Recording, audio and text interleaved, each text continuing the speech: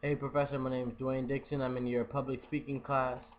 My informative research topic I chose was bullying, and I'm not sure if you can see this too well, but it didn't come out the way I'd hoped. So I'm going to email you the PowerPoint presentation along with me explaining what's going on here. So let's get right into it. The technical term for bullying is a form of abuse. It involves a real or perceived imbalance of power within the more powerful individual or group abusing those who are less powerful. Um, to me, that's basically saying that power imbalance can be both social or physical. It's really someone who's acting stronger than rather than always being stronger, because bullies are normally perceived as someone a lot bigger who has had hit a growth spurt before everyone else has, or just is normally bigger than everybody else, and just takes away their rights to be safe, strong, and free. So bullying is a rising problem in America, not only in America but other cities too. But the number of suicides and different traumatic events in America that have been recorded are outrageous. And here are some numbers, some statistics of suicides from 2010. You can't see it, but it goes through the breakdown of it by gender to ethnicity to age, because a lot of us think of suicides from bullying to be young kids, 10, 11, 12-year-olds, but here it clearly states that there's elderlies from 65 and up also committing suicide caused by bullying. But we don't always recognize those, because we just push it off to the side as, oh, they're older, they should understand that you shouldn't let somebody bully you. But it's the same exact way. Males, females, no matter what your ethnicity, your race, it happens and it's a problem. But there are steps toward prevention. There are numerous anti-bullying programs around the U.S. My grandmother and my father are involved in an organization that's called CAP. CAP is an organization that is an acronym that stands for Child Assault Prevention. Um, they're an excellent organization. They travel all across New Jersey giving elementary and middle school seminars about bullying. What they do, they'll enter a school and they'll sit down with the kids and they'll talk to them about bullying and why it's happening and what's going on. They ask the kids, what do they think bullying is exactly? Do they think they're being bullied? Have they seen bullying happen?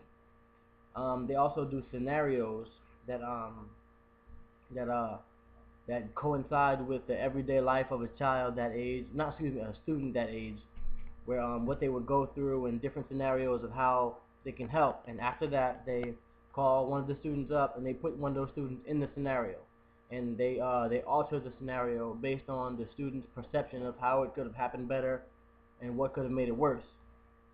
After that, the students are given a survey to tell them how they felt about the program, how they thought it helped them, and how they thought that they could improve it.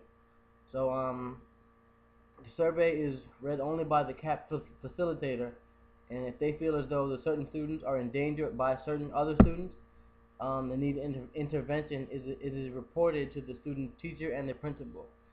There is now a rule in all schools in New Jersey that all bullying is to be reported to not only the teacher but also the principal, because there were several cases where the student committed suicide and tried to commit suicide, and other students and teachers also knew about this problem and did nothing to stop it.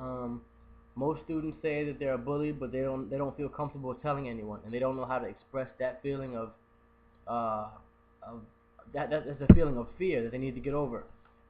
Um, Bullying can come from a lot of different areas. The number one case in bullying is a survey by the students. The case in bullying comes from an older sibling bullying them. When you get bullied by an older sibling, somebody who's bigger than you, stronger than you, or not always, who might act stronger than you, is pushing you around and having their way with you, and you feel really not neglected but insecure about yourself, so you go and make somebody else feel the same way that you felt. And it comes from home, neglect at school, and also in the workplace. Because I told you it's not only children. There's also cases where parents can neglect a child or just tell the child that that everything's gonna be okay when it's really not. They need to step in and really need to speak to that child. There are different ways to stop bullying and prevent it. The number one way for me, I would see it, and there's also online, is that you need to stand up for yourself and to make sure it's important to be assertive and not aggressive.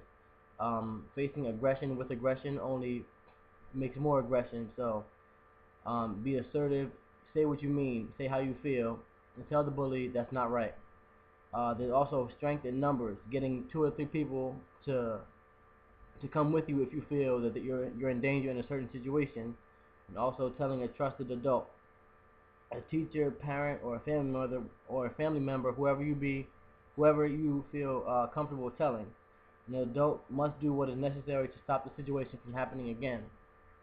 As I said before, there is now a law in all New Jersey schools, New Jersey elementary schools, where all cases of bullying must be reported. I'm not sure the consequences of them not being reported, and I didn't see any online, but let's hope that doesn't happen. I myself did a survey on 11-year-old kids, 7 to 11-year-old kids. You can't really see the picture here, but when you in the email you'll see it. What would you say? How would you describe this girl? And you yourself can look and imagine if you were an 11-year-old child, how would you describe that girl? And the number 1 response was fat, number 2 was chubby, number 3 was 4 eyes, number 4 was ugly. There are several words that if I can understand if I were an 11-year-old child that I would say, but do you think that this girl deserves to be dead is the question. And the answer is no, but she is. And she committed suicide. Her name is Kelly Wallard. She committed suicide 3 years ago, and she was in the 6th grade, and she said she was bullied to the point where she couldn't take it anymore. She went home and told her parents, maybe it'll be just easier if I wasn't here, and she went upstairs and killed herself. It's very unfortunate, but it happened, and that's the case actually where the teachers and the students knew about it and chose not to say anything. Another student is Carl Walker Hoover. He was a 6th grade male, and he was bullied, and on April 6, 2009, he decided that he had had enough. He got home from school, went into his room, and committed suicide by hanging himself from his lamp in his room. His mother found him in his room, lifeless, that night. Upon being asked, all of his teachers and friends said that they were aware of the constant bullying towards him. Not only is bullying a huge problem, but also not saying anything and being a onlooker, watching and not saying anything could be just as harmful as not saying anything or not doing anything. As bullying the person yourself. There's also a video of the Carl Walker Hoover story, which is also attached in the PowerPoint presentation, which you will get in the next 5 minutes. And there's just a works cited page. So it'll all be coming to you in the next 5 minutes. All right, thank you.